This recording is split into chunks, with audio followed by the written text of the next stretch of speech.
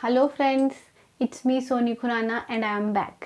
और मैं स्वागत करती हूँ आप सभी का अपने YouTube channel Get Your Goal पर। फ्रेंड्स, हमने विकास पढ़ा था, हमने डेवलपमेंट पढ़ा था, परसों हमने डेवलपमेंट पढ़ा था। आज हम डेवलपमेंट के प्रिंसिपल्स पढ़ने वाले हैं। आज हम डेवलपमेंट के विकास के सिद्धांत पढ़ने वाले हैं। फ्रेंड्स, ये टॉपिक भी बहुत इंपॉर्टेंट टॉपिक है। इस टॉपिक से भी क्वेश्चंस बनते ही बनते हैं, इसलिए इस वीडियो को पूरा एंड तक देखिएगा। और अगर वीडियो पसंद आए तो लाइक कीजिएगा और चैनल को सब्सक्राइब कीजिएगा। चलिए फ्रेंड्स, हम स्टार्ट करते हैं। पहले हम थोड़ा सा समझ लेते हैं कि विकास क्या होता है। देखिए फ्रेंड्स, विकास जो होता है वो जीवन पर्यंत चलने वाली प्रक्रिया है।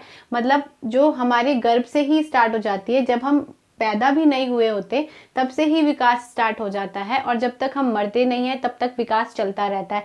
मीन्स ऐसा नहीं है कि जैसे आप आज हैं वैसे आप 10 दिन बाद भी हो, या फिर जैसे आप 10 दिन पहले थे वैसे आप आज हो। इसका मतलब हमारे अंदर चेंजेस होते रहते हैं, चाहे वो हमारे अंदर शारीरिक विकास हो, चाहे हमारे अंदर मानसिक विकास हो, चाहे हमारा वो संवेगात्मक विकास हो, चाहे वो हमारा सामाजिक विकास हो। सारे तरीके के जो एस्पेक्ट्स हैं उनको मिलाकर वो सारे डेवलप होते ही रहते हैं, उन सब में हम बढ़ते ही रहते हैं। तो ये ही होता है विकास। अब हम पढ़ते हैं विकास के सिद्धांतों के बारे में। पहला है प्रिंसिपल ऑफ कंटिन्यूटी, यानी कि निरंतरता का सिद्धांत। फ्रेंड्स, जैसे कि नाम से पता चल रहा है, निरंतरता और कंटिन्यूटी मतलब जो विकास होता है वो चलता रहता है। जैसा मैंने आपको अभी बताया कि गर्भ से लेकर जीवन पर्यंत विकास चलता रहता है। गर्भ से जीवन पर्यंत, जब तक आप मरते नहीं हैं तब तक आपका विकास होता ही रहता है।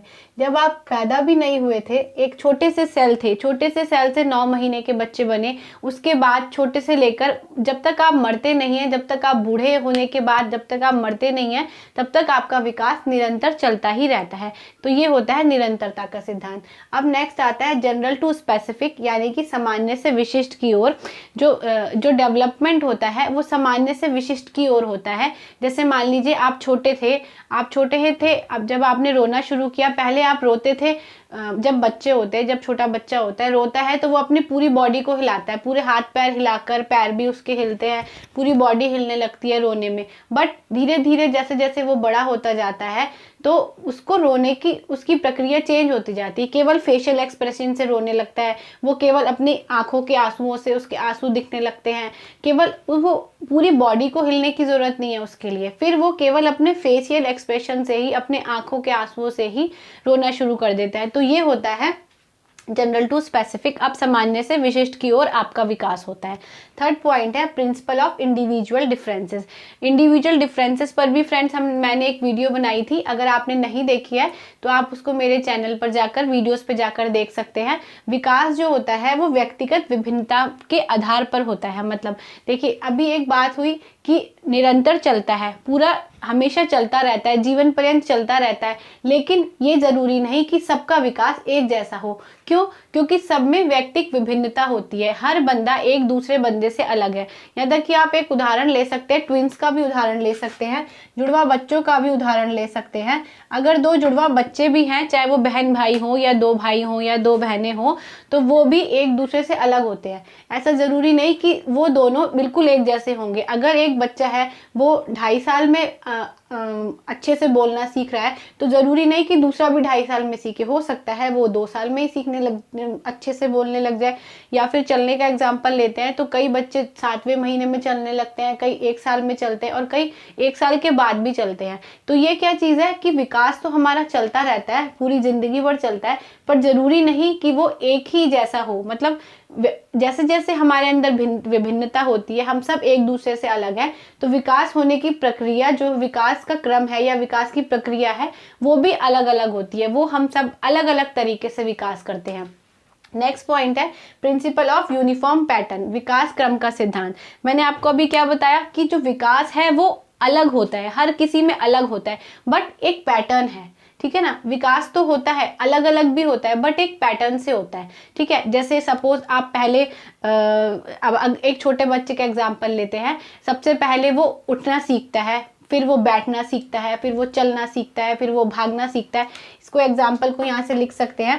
पहले वो उठना सीखता है, जैसे वो थोड़ा थोड़ा अपना सिर उठाता है, जैसे वो जब वो उठने की कोशिश करता है तो अपनी बॉडी को थोड़ा सा हिलाता है, फिर वो बैठने लगता है, बैठने के बाद वो चलने लगता है, चलने के बाद वो भागने लगता है, और भागने के बाद वो कूदना लगता है, या जो भी एक्टिविटीज़ है, फिर वो धीरे धीरे सारी को रिलेटेड एक्टिविटीज़ होती हैं।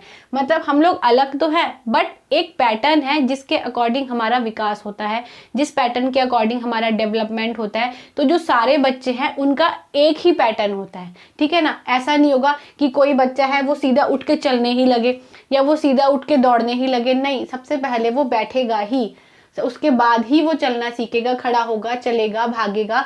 तो ये सारा एक पैटर्न होता है। तो यही है प्रिंसिपल ऑफ यूनिफॉर्म पैटर्न, यानी कि विकास क्रम का सिद्धांत। अब आप इसको बोलने से ले सकते हैं, जैसे अगर दो बच्चे हैं, छोटे दो बच्चे हैं, पहले आप स्टार्टिंग में केवल हकलाएंगे, बाबा बाबा पापा चाचा, इस टाइप से करेंगे। धीरे धीरे आप एक दो वाक्यों को एक दो वर्डों को जोड़ने लगेंगे, एक दो शब्दों को, उसके बाद आप धीरे धीरे सेंटेंसेस बनाने लगेंगे, उसके बाद ही आप पूरा बोलने लगेंगे। तो पूरी दुनिया के सारे बच्चे जो भी हैं, पूरी दुनिया के लोग हैं, वो इसी क्रम में, इसी यूनिफॉर्मिटी में ही विकास करेंगे। ऐसा नहीं होगा कि बच्चा पैदा होते के साथ ही वो पापा चाचा ना बोले, सीधा एक लाइन बोलने लग जाए, ऐसा तो नहीं है ना। इसीलिए ये दोनों इंटर रिलेटेड हैं थोड़े थोड़े, कि भाई अगर जो व्यक्तिक विकास जो होता है वो सब में अलग अलग है, बट एक यूनिफॉर्मिटी में होता है, एक पैटर्न में विकास होता है। ठीक है फ्रेंड्स, आपको ये चारों प्रिंसिपल समझ आए। आई होप आपको चारों प्रिंसिपल समझ आए होंगे। अब हम आगे के प्रिंसिपल समझते हैं। हाँ, तो फ्रेंड्स फिफ्थ प्रिंसिपल है हमारा प्रिंसिपल ऑफ डायरेक्शन, यानी कि दिशा का सिद्धांत। ये वाला सिद्धांत फ्रेंड्स बहुत इंपॉर्टेंट है, इससे आजकल क्वेश्चंस बहुत ज़्यादा पूछे जा रहे हैं। चाहे सीटेट के एग्ज़ाम में भी, सीटेट 2021 जो अभी 31 जनवरी को हुआ था, उसमें भी इससे रिलेटेड क्वेश्चन आया था। क्या, देखिए ये दो टाइप का होता है। पहला होता है सेफेलोकॉर्डल, जिसे कहते हैं सिरोध पदोन्मुखी। सेकेंड इसका होता है प्रॉक्सिमोडिस्टल, जिसे कहते हैं केंद्र से बाहर। देखिए फ्रेंड, इन दोनों से ही क्वेश्चन बहुत ज़्यादा पूछा जाता है। पहले हम इसको समझ लेते हैं कि ये क्या होता है। पहला है सिफेलोकॉर्डल, जिसे कहते हैं सिरोध पदोन्मुखी। मतलब नाम से ही पता चल रहा है, सिर और पद। सबसे पहले आपके सिर का डेवलपमेंट होता है, उसके बाद आपके नीचे वाले बॉडी पार्ट्स का डेवलपमेंट होता है। जैसे अगर आप बच्चे के जन्म से पहले का ही ले लेते हैं, तो सबसे पहले बच्चे का सिर बनता है, उसके बाद शोल्डर्स, और उसके बाद हाथ और पैर धीरे धीरे करके बनने लगते हैं।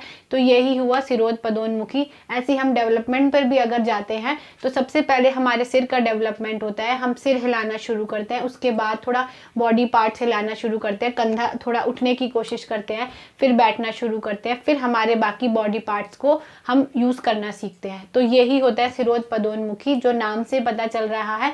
ये क्वेश्चन मोस्टली पूछा जाता है। नेक्स्ट है प्रॉक्सिमोडिस्टल। प्रॉक्सिमोडिस्टल क्या है? केंद्र से बाहर।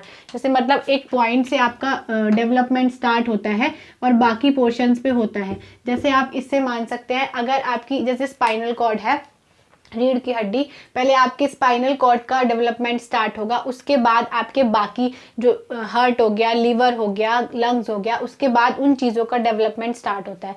तो ये होता है केंद्र से बाहर, यानी कि प्रॉक्सिमोडिस्टल। ठीक है, अब हम समझते हैं नेक्स्ट प्रिंसिपल को। नेक्स्ट प्रिंसिपल है प्रिंसिपल ऑफ इंटीग्रेशन, यानी कि एकीकरण का सिद्धांत। देखिए फ्रेंड्स, जब हमारा डेवलपमेंट होता है तो वो एकीकरण में होता है। मतलब एक इंटीग्रेटेड प्रोसेस है, इंटर रिलेटेड प्रोसेस है, उसके अकॉर्डिंग हमारा डेवलपमेंट होता है। जैसे सपोज आपको बास्केटबॉल खेलनी है, तो आप सारे बॉडी पार्ट्स को यूज़ करके, कोरिलेट करके, इंटीग्रेटेड कर ही खेल पाएंगे। जैसे आपने बास्केटबॉल खेलना है, हाथ से आप उसको पकड़ेंगे, पैरों से आप भागेंगे, डिबलिंग करेंगे और थ्रो करेंगे। थ्रो करने के लिए पूरे बॉडी पार्ट्स को यूज़ करेंगे। तो उसका मतलब यह है कि जो डेवलपमेंट हमारा होता है, वो सारे बॉडी पार्ट्स को इंटर रिलेटेड करके, एकीकृत करके ही हमारा विकास होता है। तो ये है एकीकरण का सिद्धांत। अब नेक्स्ट आता है प्रिंसिपल ऑफ इंटर रिलेशन, यानी कि परस्पर संबंध का सिद्धांत। ये थॉर्नडाइक ने दिया था फ्रेंड्स, आप इसको याद रखिएगा कि ये थॉर्नडाइक ने दिया था। थॉर्नडाइक ने दिया था, कौन सा सिद्धांत दिया था? उन्होंने परस्पर संबंध का सिद्धांत दिया था। देखिए हमारे 4 तरीके के डेवलपमेंट, मेनली 4 डेवलपमेंट होते हैं। फिजिकल डेवलपमेंट, फिर उसके बाद फिजिकल डेवलपमेंट, उसके बाद मेंटल डेवलपमेंट, मेंटल को कॉग्निटिव भी कहते हैं, उसके बाद इमोशनल डेवलपमेंट, और उसके बाद सोशल डेवलपमेंट। देखिए फ्रेंड्स, ये 4 मेन डेवलपमेंट्स हैं जो हमारे होते हैं। तो ये क्या कह रहे हैं, इसमें थॉर्नडाइक ने ये कहा है कि इन सब में परस्पर संबंध होता है।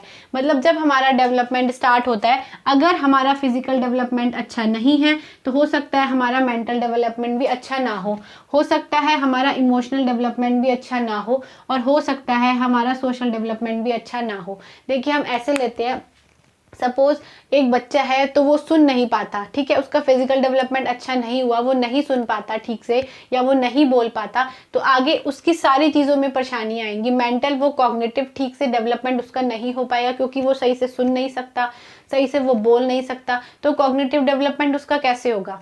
फिर उसके बाद इमोशनल, हो सकता है वो इमोशनल उतना स्ट्रांग ना हो, वो अपने संवेगों पर, वो उसके जो इमोशंस होते हैं उनको कंट्रोल ना कर पाए, जल्दी रोने लग जाता हो या जल्दी डर जाता हो किसी भी चीज़ से।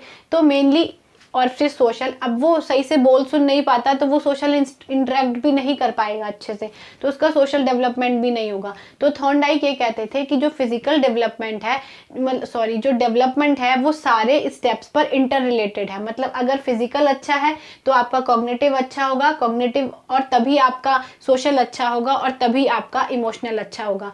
मतलब सारे डेवलपमेंट्स जो हैं वो सारे को रिलेटेड हैं, सारे डेवलपमेंट जुड़े हुए हैं। अगर आप पूरे तरीके से अच्छे से डेवलप होना चाहते हैं तो सबसे पहले आपके फर्स्ट, अगर डेवलपमेंट अच्छा है तो आप सारे डेवलपमेंट आपका अच्छे होंगे।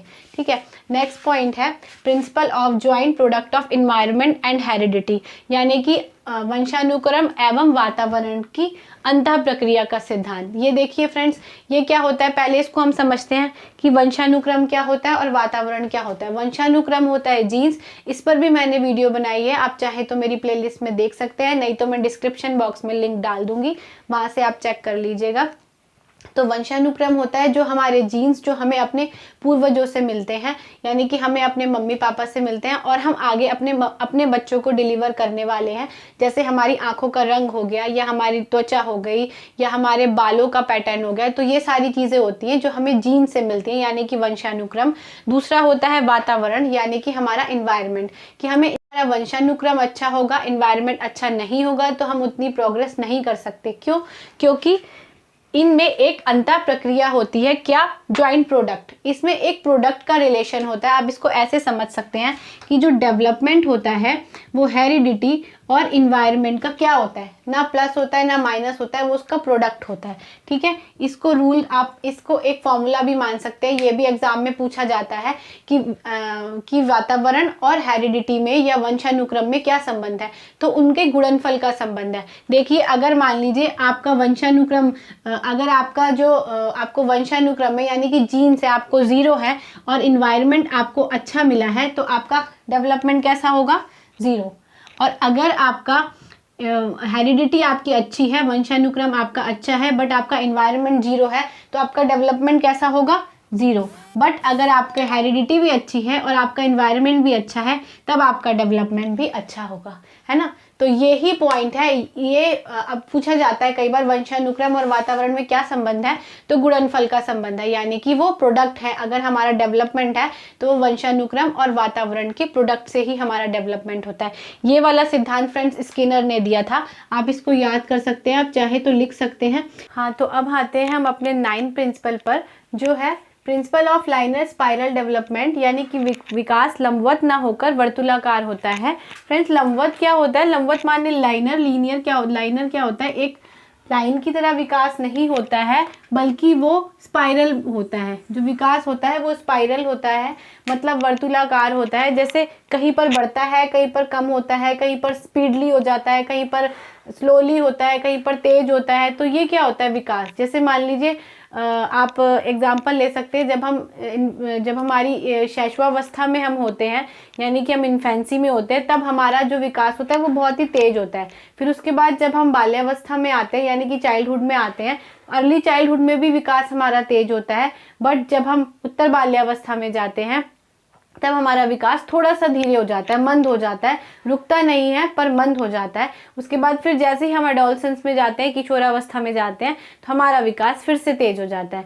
तो इस तरीके से इस विकास में ये कह रहे हैं कि विकास जो होता है वो एक लंबवत नहीं होता, वो एक सीधी तरीके से नहीं होता, बल्कि वो स्पाइरल तरीके से होता है, ऊपर घूम घूम कर होता है, मतलब कभी ज़्यादा होता है कभी कम होता है, बट विकास होता है। ठीक है, अब नेक्स्ट पॉइंट है डेवलपमेंट इज प्रेडिक्टेबल, मतलब विकास की भविष्यवाणी की जा सकती है। जैसे आप एक एग्जांपल ले सकते हैं कि जब कोई बच्चा कोई छोटा होता है तो उसके छोटेपन से ही पता चल जाता है कि शायद ये बच्चा बड़े होकर ऐसा ये बनेगा। जैसे अगर मान लीजिए कोई बच्चा है, वो उसकी ड्राइंग बहुत अच्छी है, उसका पेंटिंग की तरफ उसका इंटरेस्ट है, कलर्स वगैरह की उसको बहुत अच्छा नॉलेज है, सब कुछ वो बहुत अच्छे से करता है, इसका मतलब हम कह सकते हैं कि शायद ये बच्चा बड़े होकर पेंटर बनेगा। या फिर आप ऐसे कह सकते हैं कि अगर कोई बड़ा कलाकार है, सपोज कोई सिंगर है बहुत बड़ा, तो वो बचपन में भी ज़रूर उसका इंटरेस्ट स्टार्टिंग से ही म्यूज़िक की तरफ होगा, उसकी आवाज़ अच्छी होगी, वो अच्छा गाता होगा बचपन से ही, तभी हम कह सकते हैं कि ये बच्चा बड़े होकर ये बनेगा, है ना। तो यही एग्जाम्पल इस चीज़ का था कि विकास की भविष्यवाणी की जा सकती है। तो ये तो हो गए हमारे सारे 10 प्रिंसिपल। फ्रेंड्स, आई होप आपको सारे प्रिंसिपल समझ आए होंगे, और मैंने पूरी कोशिश की है कि मैं हिंदी और इंग्लिश दोनों वर्ड्स का यूज़ कर सकूं ताकि किसी को भी कोई प्रॉब्लम ना हो।